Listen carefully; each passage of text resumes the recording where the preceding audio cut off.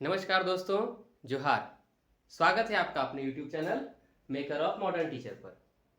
कैसे हैं आप सब? आशा है आप सब अच्छे होंगे। आज हम लोग शुरू करने जा रहे हैं जेटेट यानी कि झारखंड शिक्षक पात्रता परीक्षा के एक महत्वपूर्ण खंड EVS यानी कि पर्यावरण अध्ययन।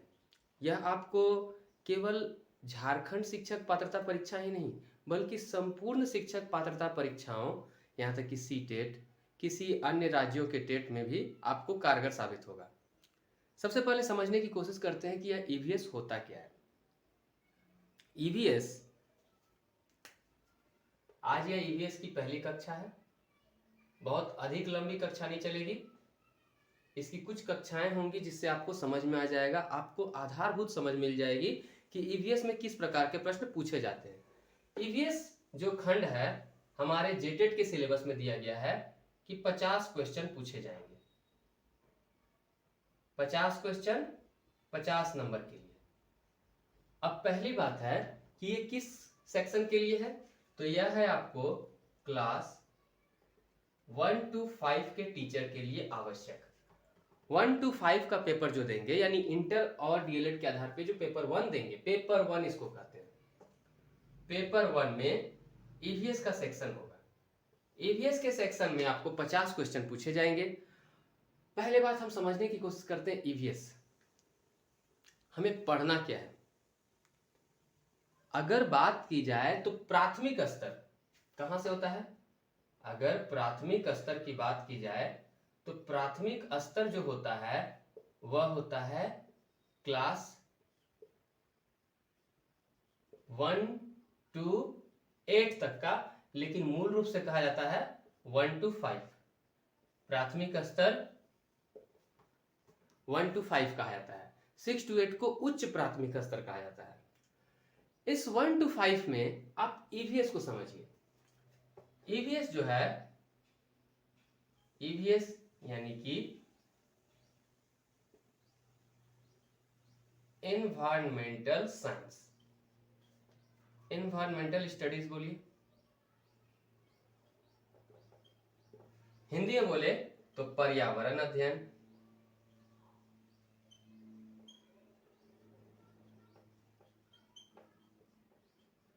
आप अपना नोट डाउन कर सकते हैं कॉपी में।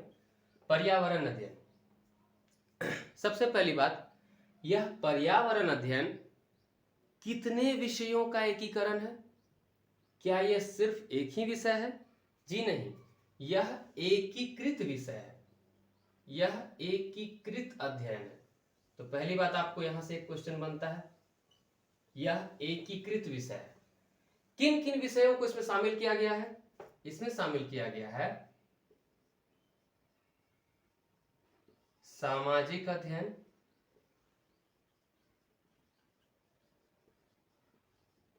उसके बाद विज्ञान और फिर पर्यावरण। 3 विषयों का समूह है, सामाजिक अध्ययन, विज्ञान और पर्यावरण। विद्यालयीय स्तर पर पर्यावरण अध्ययन यानी इन्वायरमेंटल स्टडीज कहां से कहां तक पढ़ाया जाता है?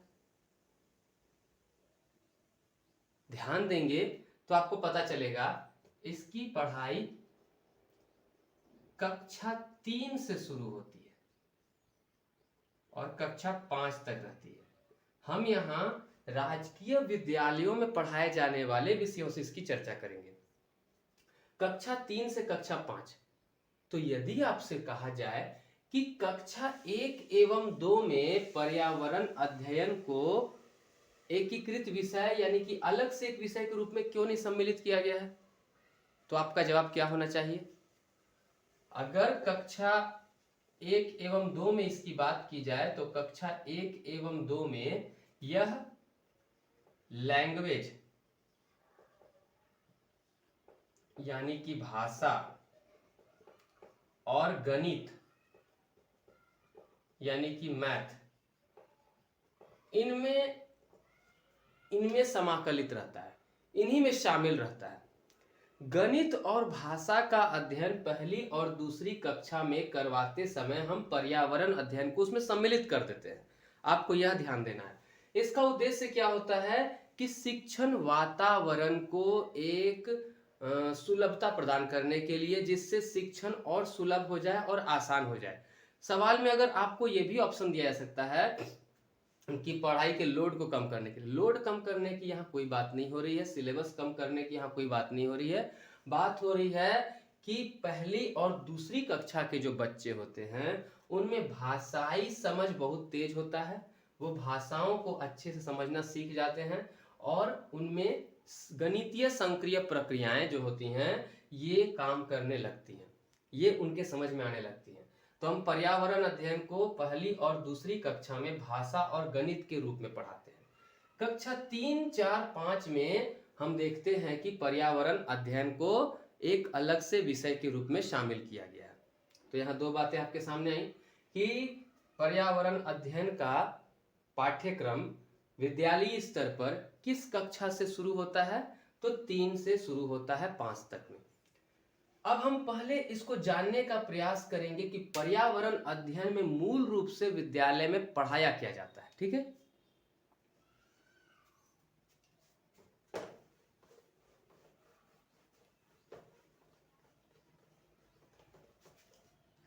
तो पर्यावरण अध्ययन के थीम को समझ लीजिए या उसके विषय। पर्यावरण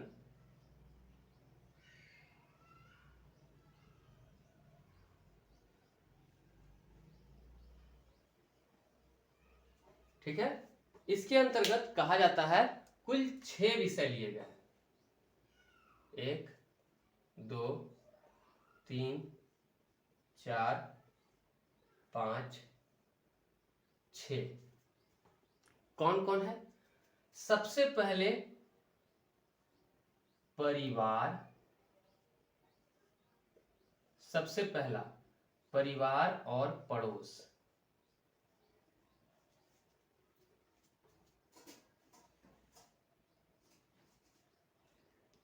से नहीं नजर आ रहा है, अच्छा कोई दिक्कत नहीं, इसको चलाते हैं। परिवार एवं पड़ोस। ठीक है, जब बच्चा अपने घर में जन्म लेकर आया तो सबसे पहले वह परिवार से मिलना शुरू करेगा, परिवार के लोगों से जानना शुरू करेगा, परिवार एवं पड़ोस को समझेगा। परिवार एवं पड़ोस को समझ लिया तो सबसे पहले उसकी जरूरत होती है भूख लगेगी तो वह भोजन करेगा। तो पर्यावरण अध्ययन का दूसरा जो विषय है वह है भोजन। तीसरा जो विषय है वह है जल। खाना खा लेगा तो पानी खोजेगा पीने के लिए। जब उसे परिवार मिल गया, उसने भोजन ग्रहण कर लिया, उसने जल पी लिया, तो अब वह खोजेगा अपना रहने के लिए घर। घर यानी कि आवास। हमें यहां समझना है आवास के बारे में। पहले मैं आपको बता दे रहा हूं पर्यावरण अध्ययन के अंतर्गत मूल रूप से कितने विषय शामिल किए गए हैं, क्योंकि यहां से एक सवाल जरूर देखने को मिलता है। इसे आप ध्यान समझ लीजिएगा, उनका एक क्रम है, इस क्रम को भी आप याद रखिए। कई बार तो आपको यह दे देगा, इन विषयों को शामिल कर देगा, दे देगा और पूछेगा कि इसमें से कौन सा विषय पर्यावरण अध्ययन के अंतर्गत शामिल नहीं किया गया है। आवास, अगर बच्चे को आवास मिल गया रहने के लिए, उसने परिवार को जान लिया, भोजन कर लिया, जल पी लिया, आवास ले लिया, अब वह जानना चाहेगा, जाना चाहेगा, घूमना फिरना चाहेगा। तो अब अगला खंड जो है वह है यात्रा और भ्रमण कह सकते हैं। यात्रा, भ्रमण भी इसको बोल सकते हैं। इंग्लिश में बोले तो family, relatives, family, neighbours, food, water, habitat, house, habitat बोल सकते हैं। अब यहां पर आ गया आपको जर्नी, ट्रैवल। यात्रा करने के बाद अब वो आगे जाएगा तो चीजें जो हम बनाते हैं, ये मैं कहां से आपको दे रहा हूं, तो एनसीईआरटी और एनसीएफ ने पर्यावरण अध्ययन के अंतर्गत कितने विषयों को शामिल किया है उस विषय को आपके सामने प्रस्तुत कर रहा हूं। चीजें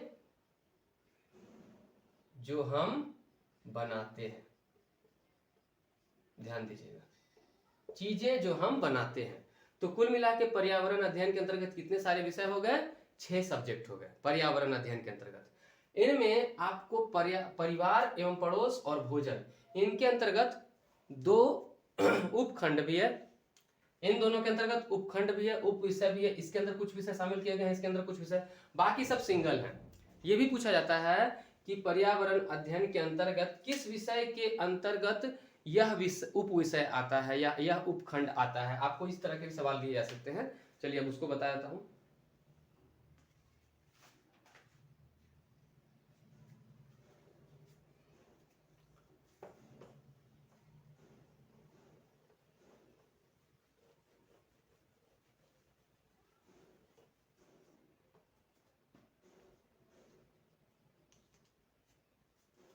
तो पहला जो है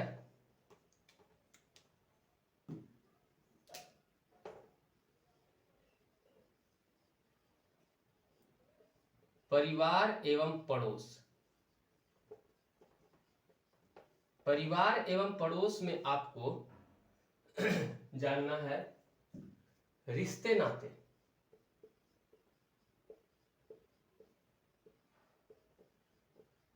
हमारे अपने कौन कौन हैं, परिवार में रिश्तों के बारे में समझ, इसकी पढ़ाई सबसे पहले क्लास 3 में शुरू हो जाती है।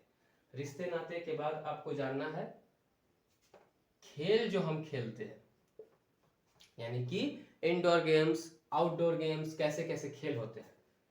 काम और काम करने वाले लोग, यानी कि बार्बर क्या करता है, पॉटर क्या करता है, कुम्हार का क्या काम है, डाकिया का क्या काम है, डॉक्टर का क्या काम है। तो इन सभी से आपको क्वेश्चन दिया जाएगा, वो एक केस बेस्ड क्वेश्चन होगा। एक क्वेश्चन जो दिया रहेगा जहां पर आपको यह बताना रहेगा कि फलाना फलाना आदमी ने ऐसा ऐसा किया, तो इससे उसको क्या समझ मिला, इससे उसको क्या सीख हुआ, इस तरह सवाल दिए जाते हैं यहाँ पर। खेल और काम के अलावे पशु पक्षी,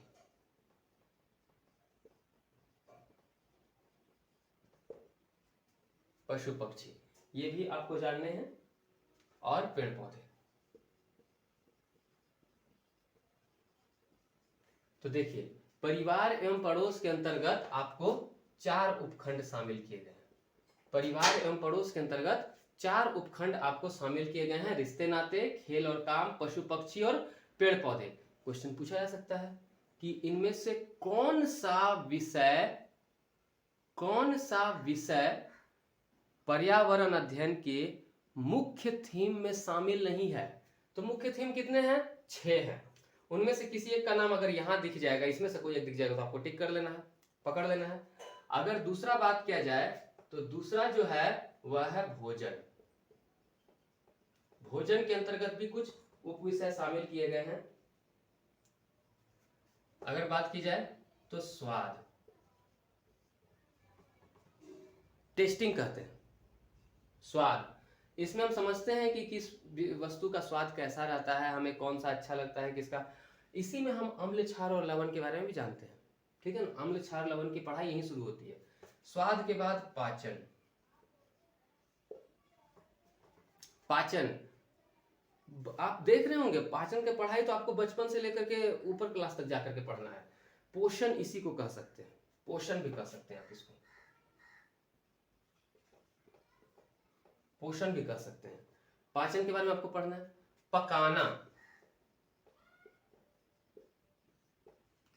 पकाना, पाचन की जब पढ़ाई कर रहे होंगे तो हम यहाँ पर पढ़ते हैं शाकाहारी, मांसाहारी, सर्वाहारी के बारे में पढ़ते हैं।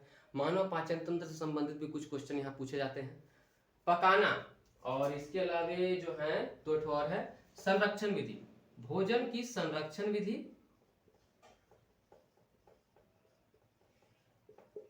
भोजन की संरक्षण विधि, और जो मैंने लिखा है किसान एवं भूख।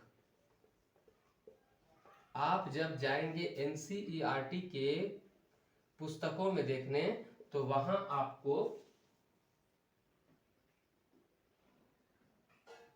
आपको देखने को मिलेगा। एनसीईआरटी के पुस्तक में जब आप देखने जाएंगे तो उड़ीसा में कालाहांडी में किस तरह से स्थिति बहुत खराब है खेती के कारण, वहाँ खेती जो नहीं हो पा रही है। राजस्थान के लोग अपना भूख मिटाने के लिए क्या क्या करते हैं, जगह जगह के लोगों का अनुकूलन, वातावरण से अनुकूलन किस प्रकार हो पाता है। तो ये सारे विषय आपको जानने हैं। पर्यावरण अध्ययन के अंतर्गत इन सभी विषयों से संबंधित सवाल पूछे जाते हैं। ठीक है, एक बार हम ब्रीफ रिव्यू ले लेते हैं कि क्लास 3 क्लास 4 में किस तरह के चैप्टर्स है रखे गए। देखिए क्लास 3 में जो है हमारे झारखंड की JCERT यानी कि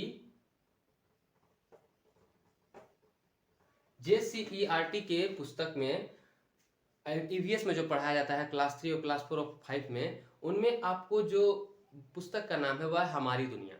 इसके अंतर्गत पढ़ाया जाता है हमारा परिवार। पहला पार्ट है क्लास 3 में हरी भरी दुनिया, देखे अनदेखे जानवर, चू चू करती आई चिड़िया, आओ काम करें हम भैया, हमारा परिवेश, खेल के बारे में जानकारी, मेरा खेल, खाना पकाना, पसंद अपनी अपनी, कच्चा पक्का जिसमें हम फल और सब्जी के बारे में जानते हैं, कैसे कैसे घर, घर के जानवर, छुक छुक रेलगाड़ी यानी कि यातायात से संबंधित, जब हम यात्रा को लिखे तो उसमें यातायात के बारे में जानना है, भारत के प्रसिद्ध वैज्ञानिक, ध्यान दीजिए हमें कक्षा 3 में JC बोस, जगदीश चंद्र बोस के बारे में बहुत ध्यान से पढ़ने को कहा गया है। तो क्लास 3 के JC बोस से संबंधित आपको क्वेश्चन जेटेट में देखने को मिलेगा। उसके बाद है बायां दायां यानी कि दिशा ज्ञान, जब इस सारे टॉपिक में यात्रा के अंतर्गत में है। हम बनाएं, इनमें हम जो है ना वर्कर्स के बारे में जानते हैं यानी कि खेल और काम के बारे। हमने टॉपिक्स को बांट लिया है। आपसे मैंने कहा पहले ही कि आपको जो है ना पर्यावरण अध्ययन के अंतर्गत मूल रूप से 6 विषय पढ़ाए जाते हैं यानी कि 6 थीम पढ़ाए जाते हैं। 6 थीम पर अगर पूछा जाए कि इस विषय कौन कौन शामिल किया गया है तो सामान्य विज्ञान यानी विज्ञान, उसके बाद सामाजिक विज्ञान, सामाजिक अध्ययन जो बोलते हैं, और उसका पर्यावरण, इन 3 विषयों को मिलाकर के एक पर्यावरण अध्ययन बनाया गया है। पर्यावरण अध्ययन की जो थीम ली गई है वह मूल रूप से 6 थीम ली गई है। पहला है परिवार एवं पड़ोस, दूसरा है भोजन, तीसरा है जल, चौथा है आवास, पांचवा है यात्रा और छठा है आपको चीजें जो हम बनाते हैं। ठीक है, अब ये 6 थीम्स में 2 थीम ऐसे हैं जिनके अंतर्गत सब थीम यानी कि उपखंड लिए गए हैं, परिवार एवं पड़ोस में और भोजन के अंतर्गत। ठीक है, तो इतनी बातें आपको समझ में आई। अगर हम आगे देखते हैं तो अब हम जानने की कोशिश करते हैं कि पर्यावरण अध्ययन से संबंधित कौन कौन से महत्वपूर्ण तथ्य हमें जानने की आवश्यकता है। जितने बात मैंने बताया उतने आपने लिख ली होंगी। फिर मैं इसके बाद कुछ क्वेश्चंस आपके साथ करूंगा।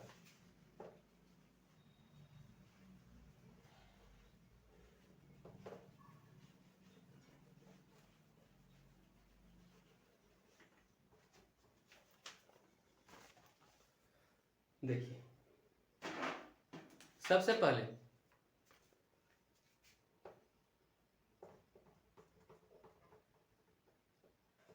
NCERT NCERT या NCF, ये लिख करके क्वेश्चन जरूर बनेगा आपको, 3 से 4 क्वेश्चन। कैसे बनेगा? NCERT ने जो बात कही है कि उसने मूल रूप से, या JCERT NCERT की तर्ज पर ही काम कर रहा है JCERT। ये NCERT या JCERT की पाठ्य पुस्तकों में मूल रूप से क्या प्रयास किया गया है, या पाठ्य पुस्तकें जो सरकार द्वारा चलाई जा रही हैं उनका मूल रूप से क्या उद्देश्य है। उनका उद्देश्य कहा जाए तो प्रत्येक थीम के अंतर संबंधों की समझ को विकसित करना। ध्यान दीजिए, इनका प्रयास क्या है, मूल उद्देश्य क्या है, बच्चों में प्रत्येक थीम यानी जो ये 6 थीम है ना, प्रत्येक थीम के अंतर संबंधों की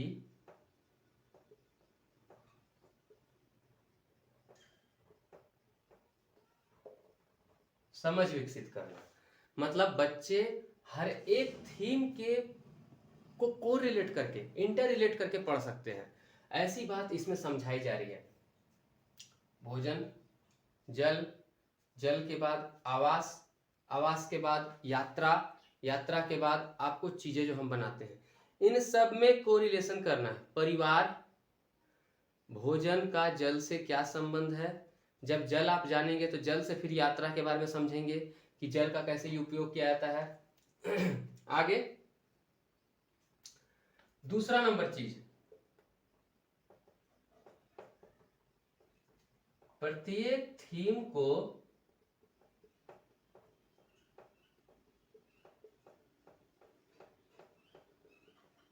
सिखाने के लिए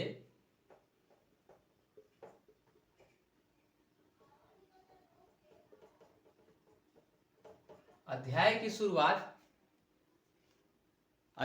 शुरुआत जो है आपको किन तथ्यों के द्वारा की जाए?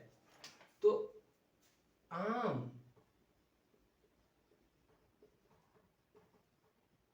जिंदगी से जुड़े उदाहरण के द्वारा इससे शुरू की जाए। अब इसके पीछे क्या कारण है, क्यों ऐसा लिखा गया है? ऐसा इसलिए कहा गया है कि NCF 2005 ने कहा है शिक्षा का उद्देश्य, इसके द्वारा शिक्षा का उद्देश्य क्या है कि विद्यालय के जीवन को बाहरी जीवन, कक्षा के बाहरी जीवन से जोड़ना, विद्यालय के जीवन को कक्षा के बाहरी जीवन से जोड़ना, विद्यालय के जीवन को कक्षा के बाहरी जीवन से जोड़ना, ये NCF 2005 का मुख्य उद्देश्य कहा गया है। अब ऐसा क्यों?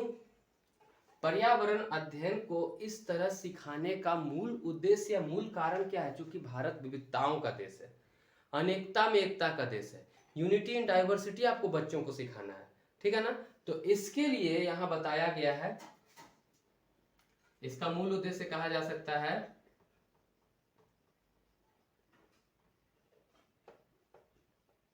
लैंगिक भिन्नता,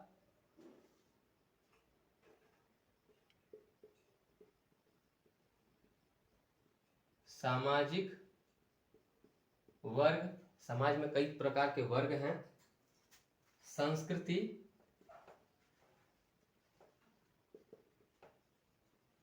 धर्म,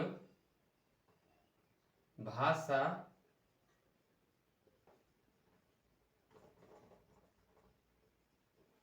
भौगोलिक स्थिति, इन सब की समझ बच्चों में पर्यावरण अध्ययन के माध्यम से दी जाती है। आपको क्वेश्चन में दिया जा सकता है कि पर्यावरण अध्ययन को एकीकृत विषय के रूप में पढ़ाए जाने का मुख्य उद्देश्य क्या हो सकता है? तो क्या हो सकता है उसके अंतर्गत आपको जो 4 गो टॉपिक दिए जाएंगे ऑप्शन के रूप में, उन्हें आपको समझना होगा। मैं अभी जो आपको पढ़ा रहा हूँ ये चैप्टर्स के बीच की पढ़ाई है। ये पर्यावरण अध्ययन क्या है, पर्यावरण अध्ययन के अंतर्गत जो पढ़ाया जाता है उसका मूल उद्देश्य क्या है, पर्यावरण अध्ययन के अंतर्गत हम किस प्रकार से सिखाते हैं बच्चों को, मैं यह बता रहा हूँ। इसके बाद मैं अभी आपको बुक्स में उन क्वेश्चंस को उठा कर लाऊंगा जो सीटेट, जेटेट या फिर किसी और टेट के द्वारा पूछे गए प्रश्न हैं, उन प्रकार के प्रश्नों को भी हल करेंगे। अब इसका एक कारण ये भी है कि बच्चों में होने वाले शैक्षिक अधिगम का मूल्यांकन किया जा सके कि वे कैसे सीख रहे हैं। चूंकि हम जानते हैं मूल्यांकन, देखिए ये तो क्वेश्चन एक बनेगा ही बनेगा, मूल्यांकन से एक प्रश्न देखने को मिलेगा। मूल्यांकन कैसी प्रक्रिया है? सतत एवं व्यापक, सतत एवं व्यापक होता है मूल्यांकन, सतत एवं व्यापक प्रक्रिया है। बच्चों में होने वाला जो बच्चों का किया जाने वाला जो मूल्यांकन होना चाहिए वो नियमित रूप से लगातार होते रहना चाहिए, और इनका मूल्यांकन भी जो है पूरी तरह से व्यापक होना चाहिए, हर एक विषय का एक साथ। चूंकि छोटे स्तर पर हर एक विषय को अलग अलग रूप में पढ़ाया जाना संभव नहीं हो पाता है। संभव क्यों नहीं हो पाता है? उनके लिए शिक्षण का वैसा वातावरण उपस्थित नहीं हो पाता है। इसलिए हमारा मूल उद्देश्य क्या होता है कि पर्यावरण अध्ययन के माध्यम से उन्हें सभी विषयों में आपस में अंतर संबंध स्थापित करने की समझ पैदा कर दी जाए और उन्हें सिखाया जाए। क्या क्या सिखाया जाए? लैंगिक भिन्नता सिखाई जाए, सामाजिक वर्ग। अब इन सब के प्रति ना संवेदनशीलता, ध्यान दीजिएगा, ये जितने टॉपिक देख रहे हैं ना, इन सब के प्रति बच्चों में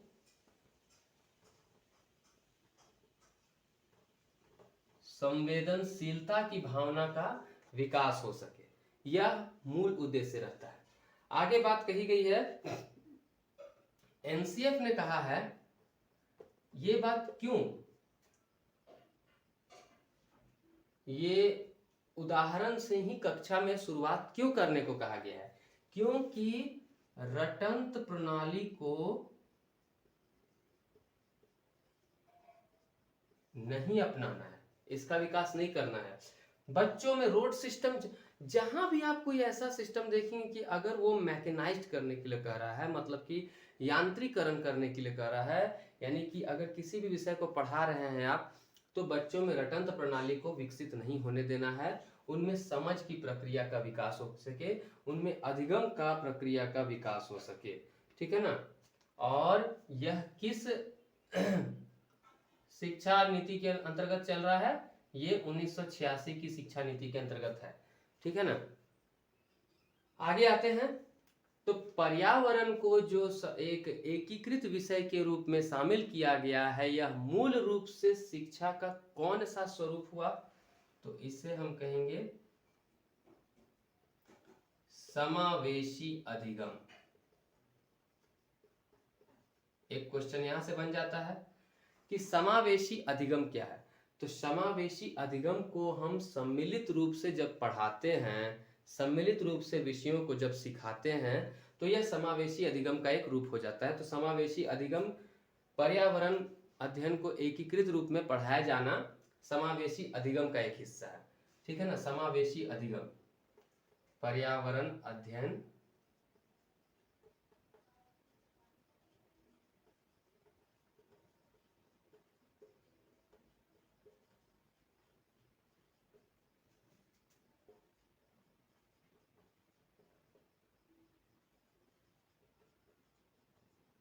क्यों, क्योंकि बाल मस्तिष्क ऐसा होता है, बच्चों का मन ऐसा होता है कि वह विषयों को समग्रता के साथ, एकीकृत के साथ ही समझने में आसानी से सीख पाता है, जब वो चीजों को कोरिलेट करके पढ़ता है।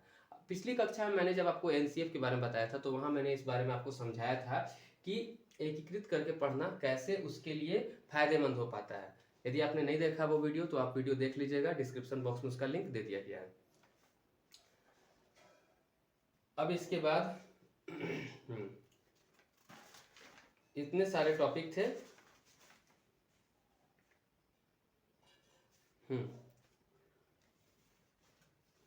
तो अगर कहा जाए कि इस तरीके से पढ़ाने के लिए हम कक्षा में किन किन चीजों का समावेश करते हैं, एक पर्यावरण अध्ययन के शिक्षक या शिक्षिका होने के नाते आप कक्षा में किन किन बातों के द्वारा समावेशी अधिगम को प्रभावशाली बना सकेंगे, एकीकृत विषय के रूप में पर्यावरण अध्ययन को पढ़ा पाएंगे, या एनसीएफ और एनईपी या एनसीईआरटी के जो थीम है, जेसीईआरटी का जो मुख्य विषय है कि सभी बच्चों में लर्निंग को करके सीखने की प्रवृत्ति को विकसित किया जा सके, उसके लिए क्या करेंगे, तो उच्च चिंतन,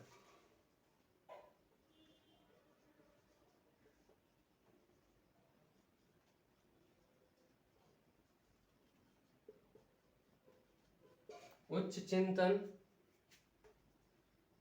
छोटे समूहों में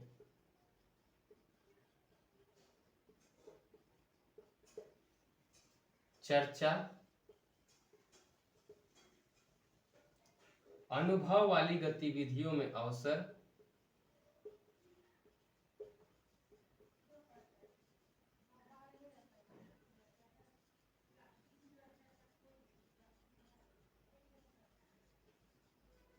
कहने का मतलब बच्चों के सामने ऐसे प्रश्न प्रस्तुत किए जाए जिसमें उन्हें चिंतन करना पड़े, कुछ कुछ समूहों के रूप में उन्हें विभक्त किया जाए और उन्हें एक विषय को दे दिया जाए, चाहे वो वाद विवाद करने के लिए, चाहे समस्या समाधान करने के लिए, चर्चा करने के लिए, विचार विमर्श करने के लिए, जिससे उनमें एक समझ विकसित हो सके।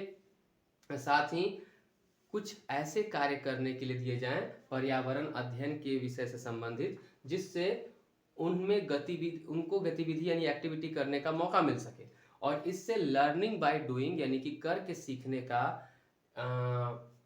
विकास होगा, जो कि जॉन डीवी के द्वारा कहा गया है। तो इतनी सारी बातें यहाँ से आपको 5-6 क्वेश्चन तो निश्चिंत रूप से देखने को मिलेंगे। अभी हम आपके सामने क्वेश्चन प्रस्तुत कर रहे हैं।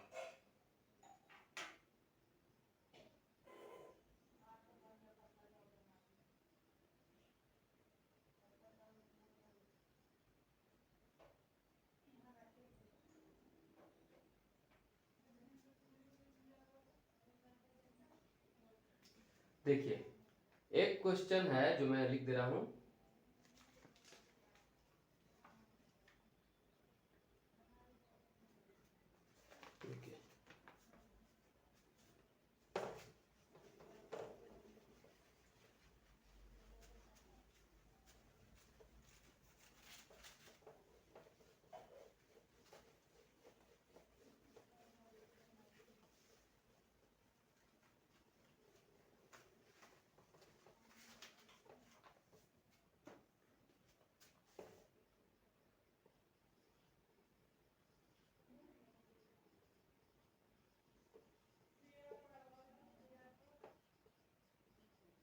कौन वर्तमान में ईवीएस के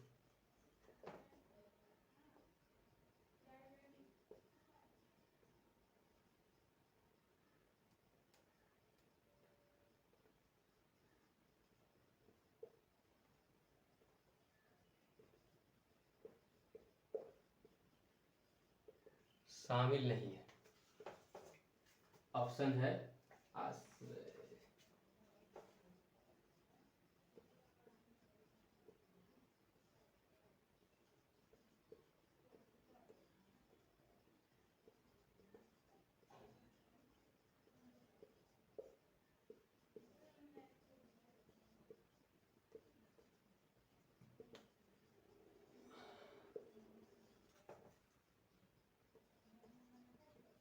देखिए, अभी मैंने आपको थीम पढ़ाया था।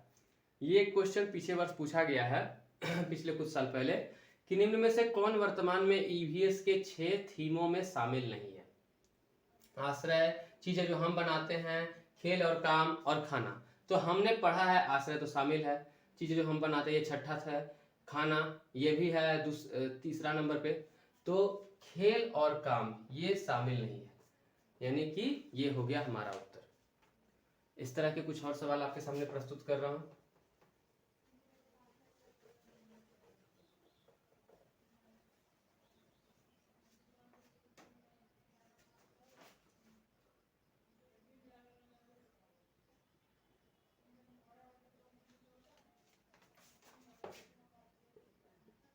पाठ्यक्रम में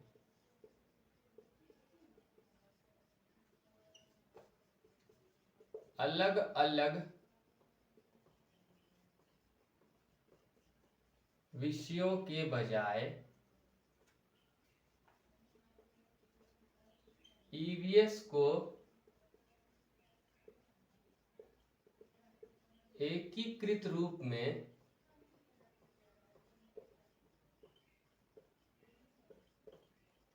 शामिल करने का क्या उद्देश्य है? अगर बात करें शिक्षार्थियों की पर्यावरणीय समझ को बढ़ाना,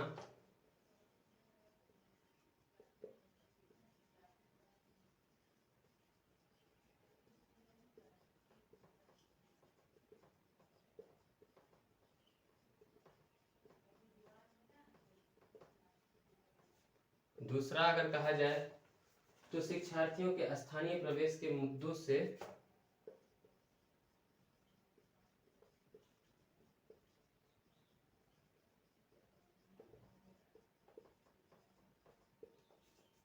एक मिनट,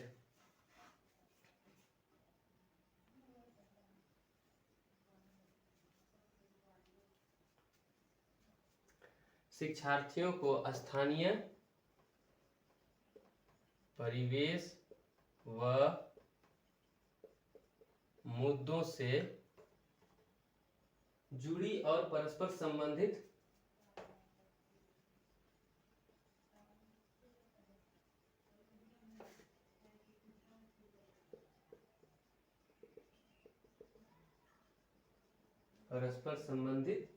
समझ विकसित करने के लिए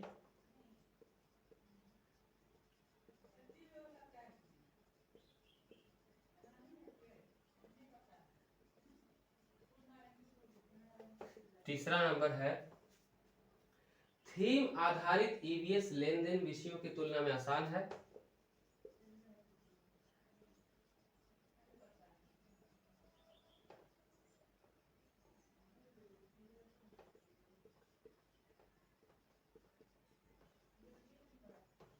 ईवीएस लेन देन विषयों की तुलना में आसान है।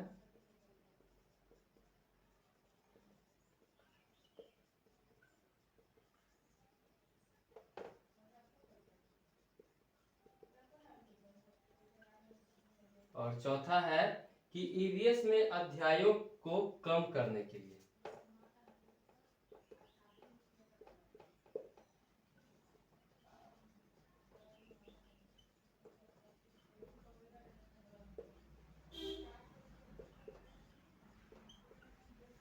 देखिए पूछा जा रहा है कि पाठ्यक्रम में अलग अलग विषयों के बजाय ईवीएस को एकीकृत रूप में शामिल करने का क्या उद्देश्य है।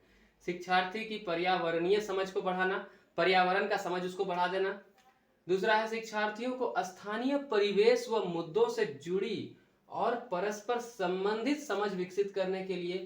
तीसरा है थीम आधारित ईवीएस, यानी कि ईवीएस में 6 थीम है जो कि अलग अलग विषयों की तुलना में ज्यादा आसान है, और ईवीएस में अध्याय को कम कर देने के लिए।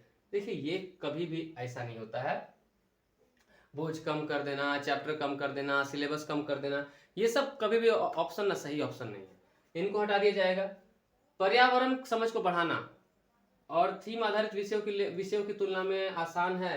आसान और भारी भी नहीं कहा जाता है, कभी भी विषय को आप आसान और भारी की तुलना में नहीं देख सकते हैं। आपको अगर पूछ दिया जाए कि गणित का पढ़ना बच्चों के लिए क्यों मुश्किल रहता है, तो गणित विषय कठिन है, ये शब्द आपका गलत हो जाएगा। कभी भी आप विषय को ना आसान या भारी करके नहीं देख सकते। तो ये दोनों तो कट गया, ये दोनों मतलब कि 3 और 4 नहीं है सही जवाब। पहला नंबर है शिक्षार्थी में पर्यावरणीय समझ को बढ़ाना।